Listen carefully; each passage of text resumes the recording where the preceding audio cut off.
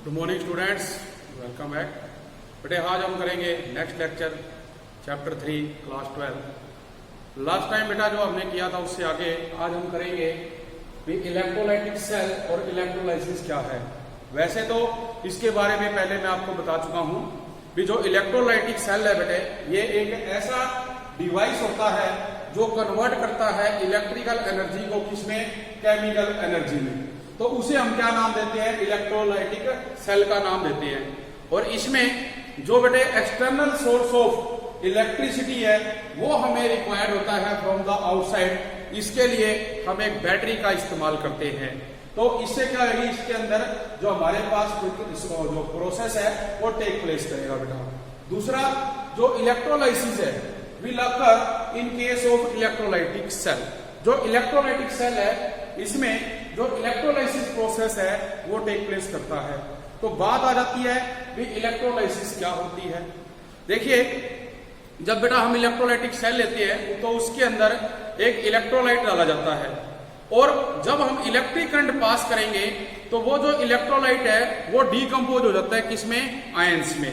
तो हम डेफिनेशन में यही कह रहे हैं इलेक्ट्रोलाइसिस की में भी a process of decomposition of an electrolyte, एक ऐसा प्रोसेस जिसके द्वारा हम इलेक्ट्रोलाइट को डीकंपोज कर देते हैं by the passage of electricity. किसके द्वारा, इलेक्ट्रिसिटी के द्वारा, थ्रू इट्स एक्वस सोल्यूशन। इसका जो एक्वस सोल्यूशन है या उसका जो मोल्टन स्टेट है तो उसे हम क्या नाम देंगे, इलेक्ट्रोलाइसिस देंगे बेटा।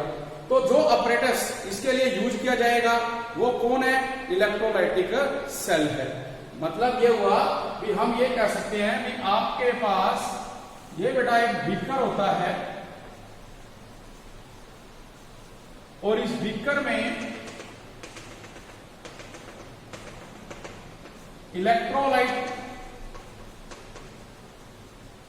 लिया जाता है। मान लो आपने लिया कॉपर सल्फेट और इसके अंदर हम क्या करेंगे बेटे, जो कैथोड और एनोड है उसको डिपॉजिट करवाते हैं ताकि जिससे क्या होगा, रिएक्शन होगी। तो यहां पे एक रोड तो आप लेते हो किसकी, एनोड की, इसे नाम दिया जाता है एनोड। दूसरा जो हम इसमें बेटा लेंगे वो है कैथोड। इसको हम जोड़ देंगे किससे, एक सोर्स ऑफ बैटरी से। ठीक है जी। तो अब देखिए क्या कह रहे हैं भी, जो ये सोर्स ऑफ बैटरी है बेटा इसके द्वारा जब हम इसमें करंट पास करेंगे, जैसे कि आपने भी डेफिनेशन में देखा भी जो इलेक्ट्रोलाइटिक सेल है उसमें हम एक्सटर्नल सोर्स से क्या करते हैं, करंट देते हैं। ये जो बैटरी है ये एक्सटर्नल सोर्स है जिसके द्वारा आप इलेक्ट्रिसिटी दोगे तो जो हमारे पास इसमें इलेक्ट्रिकल एनर्जी है वो केमिकल एनर्जी में कन्वर्ट हो जाती है। लेकिन बेटा जो ये आप कॉपर सल्फेट ले रहे हो ना, ये यहाँ पे क्या होगा, डीकंपोज हो जाएगा। जो कॉपर सल्फेट है करंट देने पे Cu2+ और SO4 2- में एक डिसोसिएट हो गया। तो जो इलेक्ट्रोलाइसिस की हम डेफिनेशन पढ़ रहे हैं उसमें भी यही था कि एक ऐसा प्रोसेस जिसमें हम इलेक्ट्रोलाइट की डीकंपोजिशन कर देते हैं completely by the passage of electricity.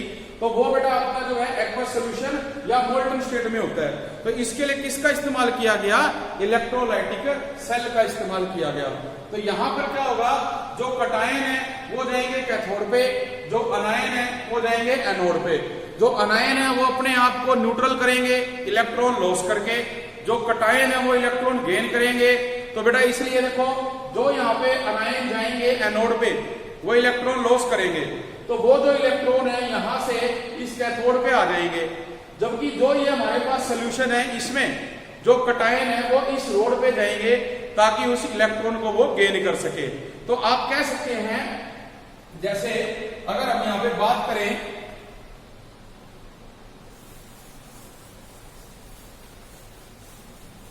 हम एट कैथोड कॉपर ले रहे हैं बेटा जो 2+ है और ये क्या करेगी, ये 2 इलेक्ट्रॉन गेन करेगी, अपने आप को न्यूट्रल करती है। जबकि एट एनोड पे जो सल्फेट है इसमें -2 चार्ज है और ये 2 इलेक्ट्रॉन लॉस करेगा और अपने आप को न्यूट्रल करेगा। तो ये जो इलेक्ट्रॉन है ये एनोड पे गए, आए यहाँ पे कैथोड पे, और जो इलेक्ट्रोलाइटिक सॉल्यूशन में कॉपर 2+ है वो कॉपर बेटा यहां से इस पे जाती है। तो इसमें दो प्रकार के चेंज हो जाते हैं, प्राइमरी चेन और सेकेंडरी चेन। प्राइमरी चेन में तो आप देखेंगे भी ये टूट जाएगा और सेकेंडरी चेन में आप देखेंगे भी वो इलेक्ट्रॉन गेन कर रहे हैं। तो इस तरह से अपने पास ये जो प्रक्रिया बेटा टेक प्लेस करेगी। अब इसी के बेस पे अपने को क्वेश्चन आ सकता है जिसमें आपसे ये पूछा जाएगा भी इसके इलेक्ट्रोड पोटेंशियल के अनुसार बताइए। तो देखिए जैसे क्वेश्चन आपके पास बेटा जो रहेगा, राइट द प्रोडक्ट ऑफ, जैसे उसने कहा क्वेश्चन है right the product of electrolysis of aqueous solution of copper sulfate, aqueous solution of copper sulfate solution using platinum electrodes। हम प्लेटिनम इलेक्ट्रोड यूज कर रहे हैं। तो ये आपका क्वेश्चन है भी हमने कॉपर सल्फेट है जो बेटा उसकी क्या करवानी है, इलेक्ट्रोलाइसिस करवानी है। तो देखिए इसको जब हम सोल्व करेंगे तो सबसे पहले देखो बेटा क्या आएगा भी जो कॉपर सल्फेट है एंड वाटर, हम वाटर क्यों ले रहे हैं क्योंकि एक्वस सोल्यूशन कहा हुआ है। तो जो कॉपर सल्फेट है उसको वाटर में डिसॉल्व कर रखा है बेटे। तो जो कॉपर सल्फेट और वाटर है ये क्या होंगे, आयोनाइज होंगे, आयोनाइज एज अंडर। तो देखिए आप देखेंगे भी जो CuSO4 है वो तो बेटा बनाएगा Cu2+, जबकि सल्फेट क्या बनाएगा -2। फिर इसी तरह से जो वाटर है H2O ये बनाएगा H+, प्लस में OH नेगेटिव। तो आप देख रहे हैं इसमें रिएक्शन में जो कॉपर 2+ और H+ है ये तो बेटा अपने को मिलेंगे किसकी फॉर्म में, कटायन की फॉर्म में, जबकि जो OH नेगेटिव और जो सल्फेट आयन है ये किसकी फॉर्म में मिलेंगे, अनायन की फॉर्म में। तो कह सकते हो अभी जो कैथोड है वहां पर कौन जाएगा, H+ और कॉपर 2+ जाएंगे, जबकि जो एनोड है उसके पास जाएगा बेटा OH नेगेटिव और सल्फेट आयन। लेकिन अब इसमें भी देखो एक बात आपने याद रखनी है भी जिसका ऑक्सीडेशन, जिसका जो आप कह सकते हो इलेक्ट्रोड पोटेंशियल की वैल्यू लोअर होती है, ठीक है, विच है इसमें आप ये कहेंगे since the discharge potential, since lower the discharge potential, भी जो डिस्चार्ज पोटेंशियल लोअर होगा goes to the cathode। भी जो हम यहां पे कह रहे थे कॉपर 2+ और जो आप कह रहे थे H+ आयन, अब ये दोनों हम कह रहे हैं बेटे कहां जाएंगे, कैथोड पे। लेकिन इनमें से भी जिसका जो डिस्चार्ज पोटेंशियल है लोअर होगा वो कहां जाएगा, कैथोड पे। तो बेटा कॉपर और हाइड्रोजन में से जो ये कॉपर है इसका डिस्चार्ज पोटेंशियल लोअर होता है, इसलिए जो ये कॉपर है ये जाएगी किसके ऊपर, कैथोड के ऊपर। सिमिलरली जो अपने पास सल्फेट और हाइड्रोक्साइड आयन है इनके अंदर से भी हम देखेंगे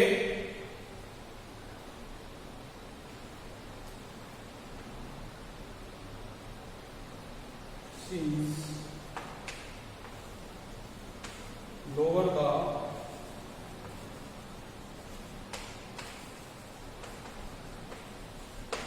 discharge potential of OH negative ion और sulphate ion goes to anode, वो कहां जाएगा बेटा, वो एनोड पे जाएगा। तो इसको हम रिएक्शन के रूप में दिखाते हैं।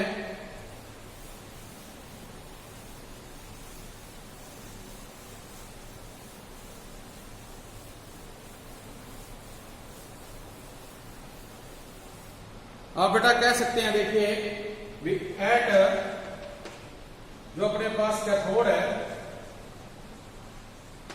वहां जो कॉपर 2+ है लोअर डिस्चार्ज पोटेंशियल होने के कारण 2 इलेक्ट्रॉन गेन करेगा और ये बेटा क्या बन जाएगा, कॉपर बन जाएगी अपने पास, ठीक है। तो ये जो कॉपर है कहां डिपोजिट होगी, it is deposited at platinum electrodes. इसी तरह एट एनोड, जो आप बात कर रहे थे एनोड पे बेटे, हमने कहा कि जो हाइड्रोक्साइड आयन है उसका लोअर पोटेंशियल कम होता है, तो ये 4 इलेक्ट्रॉन लॉस करेगा प्लस 4 OH, और जो 4 OH है ये 2H2O प्लस O2 के अंदर बेटा कन्वर्ट हो गया। अब कह सकते हो कि जो वाटर है वो लिक्विड है, O2 है जो वो गैस है। तो इस तरह से हम इस चीज को बेटा ले रहे हैं, तो ये कहा जाएगा एनोड पे जाएगा। तो अब ये कहते हैं कि जो ऑक्सीजन है बेटा ये तो यहां से क्या है रिलीज हो जाएगी ओवर एनोड, ठीक है जी, और जो कॉपर है वो क्या है डिपोजिट हो जाएगी प्लैटिनम इलेक्ट्रोड पे। तो अपने को इस तरह से बुक में और भी एग्जांपल दे रखे हैं, भी इलेक्ट्रोलाइसिस ऑफ सोडियम क्लोराइड है, इलेक्ट्रोलाइसिस ऑफ सोडियम ब्रोमाइड है, वो बेटा सभी आपने इस तरह से करने हैं जिनके अंदर इलेक्ट्रोलाइसिस प्रोसेस टेक प्लेस करता है। तो इसमें जो मेन बात याद रखनी है बेटा वो है डिस्चार्ज पोटेंशियल। इसके लिए देखिए अपने को बुक में बेटा एक टेबल भी दे रखी है और उस टेबल में सभी के लिए वैल्यू दी हुई है। जनरली जो आपने याद रखना है जो H प्लस है बेटा उसके लिए जो इसकी वैल्यू दे रखी है वो 0.0 वोल्ट दे रखी है इसकी हाइड्रोजन की। इससे ऊपर नेगेटिव में नीचे जाओगे वो पॉजिटिव में होती जाएगी जो वैल्यूज है। तो ये अपना क्या रहेगा, इसका टॉपिक रहेगा। इसके बाद जो नेक्स्ट टर्म बेटा इसमें आ जाती है आपकी वो है, इसमें अपने पास जैसे इसकी इलेक्ट्रोलाइसिस होगी, हाँ जी, नेक्स्ट जो टॉपिक रहेगा बेटा वो है difference between electrochemical cell and electrolytic cell. इसके बारे में आप लोगों को देखो पहले मैं बता चुका हूं, ये जो इलेक्ट्रोकेमिकल सेल होता है बेटे ये एक ऐसा डिवाइस होता है जो केमिकल एनर्जी को किसमें कन्वर्ट करता है, इलेक्ट्रिकल एनर्जी में। और जो हमने अभी पढ़ा भी इलेक्ट्रोलाइटिक सेल है वो क्या होता है, जो इलेक्ट्रिकल एनर्जी को कन्वर्ट करता है किसमें, केमिकल एनर्जी में। तो अब जो सिलेबस बेटे अपना डिलीट हुआ है उसके अकॉर्डिंग जो गैल्वेनिक सेल है या इलेक्ट्रोकेमिकल सेल है, वोल्टाइक सेल है वो डिलीट हो गया है, बट हमें उसकी नॉलेज रखनी है। तो इसमें आपने याद रखना है भी अगर हम डिफरेंस की बात करें तो इलेक्ट्रोकेमिकल सेल बेटे इसके अंदर आप केमिकल को इलेक्ट्रिकल में कन्वर्ट करेंगे, जबकि इलेक्ट्रोलाइटिक सेल में आप इलेक्ट्रिकल से केमिकल में। जो इलेक्ट्रोलाइटिक सेल है वो एक ही बीकर के अंदर बेटे प्रक्रिया होती है उसके, उसी में हम 2 इलेक्ट्रोड लगाते हैं, एक सिंगल उसमें हम इलेक्ट्रोलाइटिक सोल्यूशन लेते हैं। जबकि अगर हम बात करें इलेक्ट्रोकेमिकल सेल की तो वो बेटे अलग अलग बीकर में अलग अलग जो रोड आप वो लेंगे, जो इलेक्ट्रोलाइटिक सोल्यूशन है वो भी आपको उसमें अलग लेने पड़ेंगे। इलेक्ट्रोकेमिकल सेल में हमें एक साल्ट ब्रिज की आवश्यकता पड़ती है उन दोनों इलेक्ट्रोलाइट को आपस में कनेक्ट करने के लिए, जबकि इलेक्ट्रोलाइटिक सेल में ऐसी हमें आवश्यकता नहीं पड़ती। तो ये इसमें क्या रहेगा बेटा, डिफरेंस रहेगा। उसके बाद अपने पास आ जाता है इलेक्ट्रोड पोटेंशियल क्या होता है, इसके बारे में हमने करना है। नेक्स्ट देखो बेटा रहेगा इलेक्ट्रोड पोटेंशियल। भी कोई भी जो इलेक्ट्रोड ली जाएगी उसके ऊपर एक पोटेंशियल चार्ज होता है, उसे हम इलेक्ट्रोड पोटेंशियल कहते हैं। और जो हम कर रहे हैं इलेक्ट्रोलाइटिक सेल या इलेक्ट्रोकेमिकल सेल उसमें हम 2 इलेक्ट्रोड मान रहे हैं, एक कैथोड के रूप में और एक एनोड के रूप में। तो उनके बीच में जो डिफरेंस होता है सेटअप उसे क्या कहा जाता है, इलेक्ट्रोड पोटेंशियल। तो डेफिनेशन है बेटे electrical potential difference setup between the metal and it's ion. भी जो हमने मेटल की इलेक्ट्रोड ली हैं और जो इलेक्ट्रोलाइटिक सोल्यूशन है बेटा उसके जो आयन्स हैं मेटल के, उनके बीच में जो डिफरेंस सेटअप हो जाता है, या कह सकते हैं भी it is the tendency of an electrode. भी उस इलेक्ट्रोड की ये टेंडेंसी है भी वो लॉस करे या गेन करे electrons when it is in contact with solution of its own ion. जब वो अपने खुद के जो आयन है बेटा उनके साथ कांटेक्ट में आती है तो उसे हम क्या नाम देते हैं, इलेक्ट्रोड पोटेंशियल का नाम देते हैं। तो ये जो बेटा इलेक्ट्रोड पोटेंशियल है ये 2 टाइप्स के होते हैं। फर्स्ट वन है ऑक्सीडेशन इलेक्ट्रोड पोटेंशियल और दूसरा है रिडक्शन इलेक्ट्रोड पोटेंशियल। ये आपने 10th में भी डेफिनेशन की थी बेटे और +1 में भी ऑक्सीडेशन क्या होती है।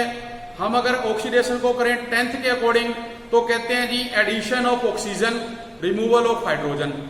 और जो रिडक्शन है उसमें कहेंगे addition of hydrogen, removal of oxygen. बात करें हम इलेक्ट्रॉनिक कॉन्सेप्ट की तो उसमें कहा जाता है भी जो ऑक्सीडेशन है बेटा वो है लॉस ऑफ इलेक्ट्रॉन, और जो रिडक्शन है वो है गेन ऑफ इलेक्ट्रॉन। तो अब जब क्या होती है ऑक्सीडेशन, तो हम कहते हैं भी वो सब्सटेंस क्या कहलाता है, रिड्यूसिंग एजेंट, और जहां होती है रिडक्शन वो सब्सटेंस कहलाता है ऑक्सीडाइजिंग एजेंट। तो इसके बेस पे अगर हमें डेफिनेशन देनी पड़ जाए ऑक्सीडेशन पोटेंशियल और रिडक्शन इलेक्ट्रोड पोटेंशियल की, तो इसमें बेटा सिंपल आपने डेफिनेशन जैसे करनी है भी एक में जो टेंडेंसी होगी इलेक्ट्रॉन को लॉस करने की, और दूसरे में टेंडेंसी क्या होगी इलेक्ट्रॉन को गेन करने की। तो फर्स्ट जैसे दिया हुआ है ऑक्सीडेशन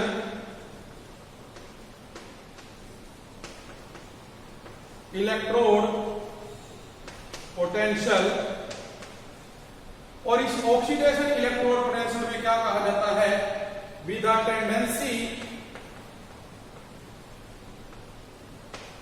ऑफ एन इलेक्ट्रोड, भी जो हमारे पास इलेक्ट्रोड है उसकी टेंडेंसी है टू लॉस और to get oxidise, to loss और to get oxidise is called oxidation potential. Oxidation potential, या बेटा हम इसको कह सकते हैं भी दस जो ऑक्सीडेशन है potential to give the tendency of an electrolyte to lose electron। ठीक है जी, मतलब इसमें कहा जाएगा भी जो टेंडेंसी ऑफ एन इलेक्ट्रोड है टू लॉस और टू गेट ऑक्सीडाइज, या तो लॉस करेगा या वो किसी सब्सटेंस को अपनी जो ऑक्सीजन है वो दे देगा, तो उसे हम ऑक्सीडेशन पोटेंशियल कहते हैं। और ये जो ऑक्सीडेशन पोटेंशियल है to give the tendency of an electrolyte to lose electron, तो ये क्षमता होती है इलेक्ट्रोलाइट की वो इलेक्ट्रॉन को लॉस करेगा। इसी प्रकार से नेक्स्ट आ जाता है बेटा रिडक्शन इलेक्ट्रोड पोटेंशियल। अब इसका क्या होगा, ये रिवर्स हो जाएगा बेटे, भी यहां तो टेंडेंसी थी लॉस की, यहां हम कह देंगे the tendency of an electrode to gain electrons और to reduce or to get reduced is called reduction electrode potential। इसको हम क्या नाम देंगे, रिडक्शन इलेक्ट्रोड पोटेंशियल का बेटा नाम दे देंगे।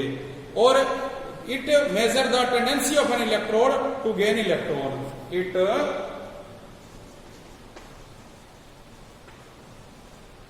measures the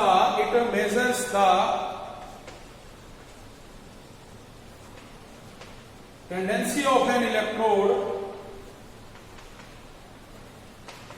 to gain electrons। वो क्या करेगी बेटा, इलेक्ट्रॉन्स की क्षमता आएगी उसमें गेन करने की, तो इसे हम क्या नाम देंगे, जो रिडक्शन इलेक्ट्रोड पोटेंशियल होता है इसको बेटा वो नाम दिया जाएगा। इसके बाद लेटेस्ट जो साइन कन्वेंशन है, जो हाफ सेल रिएक्शन है, वो always written as a reduction of reaction and their potential are represented as a reduction potential. तो these are called electrode potential. मतलब जो हमारे नए साइन कन्वेंशन है उसके अकॉर्डिंग अगर हम बात करें तो जो अपने पास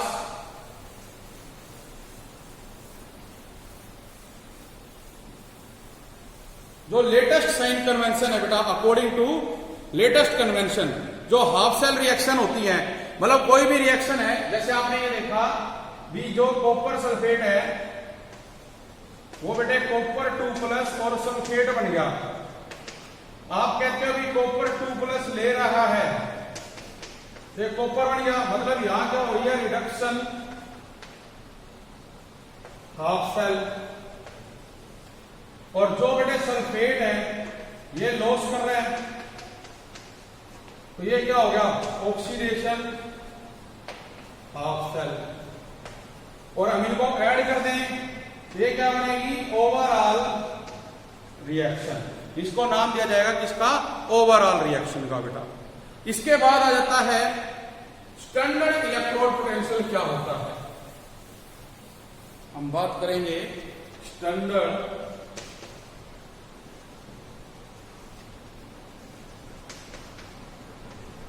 इलेक्ट्रोड पोटेंशियल। तो अभी हमने जैसे पढ़ा बेटा, भी इलेक्ट्रोड पोटेंशियल होता है जो इलेक्ट्रोड्स होती है उनके ऊपर जो चार्ज है, बट जो स्टैंडर्ड इलेक्ट्रोड पोटेंशियल है इसमें जो कंडीशन है बेटा वो स्टैंडर्ड होती है, कंडीशन। तो जैसे हम कहते हैं भी एक हमारे पास सॉल्यूशन है, उस सॉल्यूशन के अंदर आप बात करेंगे if in a half cell metal rod dipped in 1 molar concentration solution at 298 Kelvin temperature। भी अपने पास किसी हाफ सेल में कोई मेटल रोड डिप है और जो कंसंट्रेशन है वो बेटे हम ले रहे हैं 1 मोलर, और जबकि जो हमारा टेम्परेचर रहेगा वो रहेगा 298 केल्विन। तो इस पे कोई भी जो इलेक्ट्रोड पोटेंशियल है वो क्या बनेगा, स्टैंडर्ड बन जाएगा बेटा। अगर हम बात करें गैसीय स्टेट में, इन केस ऑफ गैसेस, तो गैसेस में बेटा देखो क्या होगा, प्रेशर। यहां लिक्विड में गया था कंसंट्रेशन थी 1 मोलर, अब हम गैस से बात कर रहे हैं प्रेशर की, तो आप कहेंगे एट 1 एटमॉस्फेरिक प्रेशर और 298 केल्विन टेम्परेचर। इस कंडीशन पे जो हमारा हाफ सेल है वो क्या कहलाएगा, स्टैंडर्ड कहलाएगा। तो कोई भी स्टैंडर्ड इलेक्ट्रोड पोटेंशियल है वो स्टैंडर्ड कंडीशन के ऊपर बेटा स्टैंडर्ड कहलाएगा। तो जो न्यूमेरिकल्स आप यूज करोगे उन न्यूमेरिकल में आपने ये जो स्टैंडर्ड कंडीशन है इनका ध्यान रखना है। इसके बाद नेक्स्ट टॉपिक जो इसका आ जाता है, नेक्स्ट है बेटा EMF of a cell. EMF देखिए बेटा क्या होता है, इलेक्ट्रो मोटिव फोर्स किसी भी सेल का। तो इसमें हम क्या कहेंगे बेटा, the difference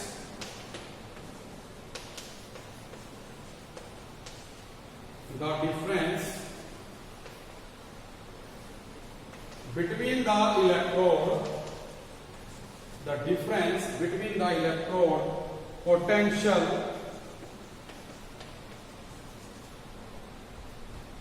of the two half cell is known as cell potential और सेल वोल्टेज। तो बेटा ये क्या होता है, ये डिफरेंस होता है between the electrode potential of the two half cell, उसको हम कहेंगे सेल पोटेंशियल या सेल वोल्टेज। इसमें आप ये भी कह सकते हैं कि if it is also called EMF, जैसे कि मैंने बताया electromotive force, EMF of the cell when no current is drawn from the cell। कोई भी जो करंट है वो सेल में से ड्रा नहीं हो रहा, तो उसे हम क्या नाम देते हैं, ईएमएफ का नाम देते हैं बेटा। इसके बाद अपने पास डेफिनेशन है बेटा इलेक्ट्रो केमिकल सीरीज, ये आपने 10th क्लास में बेटे की थी, जिसमें हम कहते हैं कि जो मोर रिएक्टिव मेटल है उससे स्टार्ट करके हम लीस्ट रिएक्टिव मेटल तक बेटा जाते हैं। तो इसमें देखेंगे आप इलेक्ट्रोकेमिकल सीरीज में भी हम असेंडिंग ऑर्डर में, मतलब इंक्रीजिंग इलेक्ट्रोड पोटेंशियल में चलते हैं। आपकी बुक में ये टेबल बेटा दे रखी है, जिसमें आप देखेंगे भी लिथियम सबसे ऊपर है और फ्लोरीन सबसे नीचे है।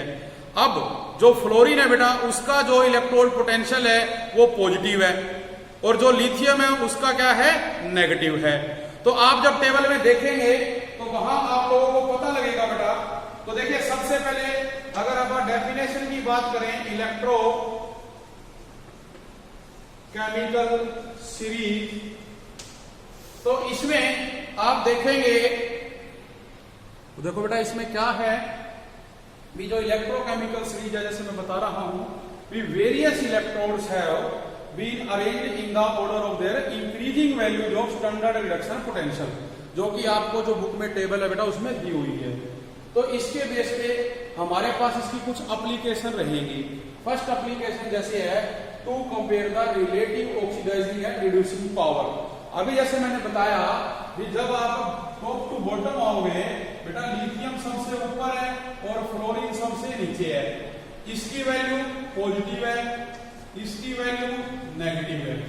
तो जितना ज्यादा जो हमारे पास साइन कन्वेंशन के अकॉर्डिंग वैल्यू जो इलेक्ट्रोड पोटेंशियल है पॉजिटिव होगा, जो F2 है वो स्ट्रॉन्गेस्ट ऑक्सीडाइजिंग एजेंट होगा, क्योंकि उसके अंदर टेंडेंसी ज्यादा होगी ऑक्सीडाइज होने की, जबकि जो लिथियम है उसकी नेगेटिव वैल्यू है, इसलिए वो वीकेस्ट ऑक्सीडाइजिंग एजेंट हो जाएगा।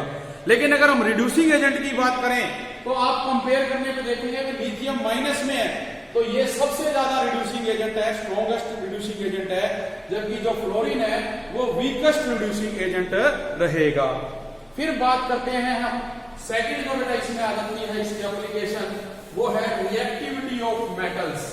तो जो बेटा रिलेटिव रिएक्टिविटी ऑफ मेटल्स है, ये आप ऑलरेडी 10th क्लास में पढ़ चुके हैं, +1 में भी पढ़ चुके हैं भी। हमारे पास जो मोर रिएक्टिव मेटल है वो सबसे ऊपर थी, ठीक है। सेकंड पॉइंट क्या है, relative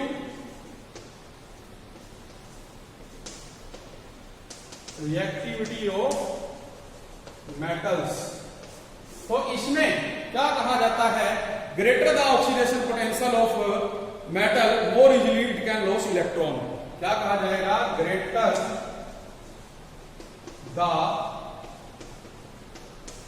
oxidation potential more easily loss the electrons, वो उतनी आसानी से क्या करेगा, इलेक्ट्रॉन्स को लॉस करेगा। तो इसके बेस पे अपने पास जो ऑर्डर है, इसमें जो हम एक मेटल को दूसरी से डिस्प्लेस करते हैं वो ऑर्डर रहेगा, ऑर्डर मैग्नीशियम ग्रेटर देन है जिंक, ग्रेटर देन है आयरन, ग्रेटर देन रहेगा कॉपर, और ये ग्रेटर रहेगा बेटा किससे, सिल्वर से। तो इस तरह से आपसे कोई क्वेश्चन पूछा जा सकता है मेटल्स को देके भी, इनको इनकी रिलेटिव रिएक्टिविटी ऑफ मेटल्स के अकॉर्डिंग अरेंज कीजिए। तो आपने याद रखना है कि ग्रेटर द ऑक्सीडेशन पोटेंशियल, जिसका ऑक्सीडेशन पोटेंशियल ज्यादा होगा उसको बेटा हम क्या कहेंगे कि जो उसकी रिएक्टिविटी है वो ज्यादा है, तो उतना ही ज्यादा क्या होगा, मोर रिएक्टिव होगा। तो इस तरह से जो अपनी मेटल है जो मोर रिएक्टिव होती है बेटा, उनके बारे में आप लोगों को पता लगेगा। तो ये टॉपिक हमारा रहेगा इलेक्ट्रोकेमिकल सीरीज, जिसकी ये क्या थी, एप्लीकेशंस थी। इसके कुछ जो एग्जांपल हैं आपको बुक में बेटा दिए हुए हैं, उनकी आपने प्रैक्टिस करनी है। तो आज हम इतना ही करेंगे। Thank you very much.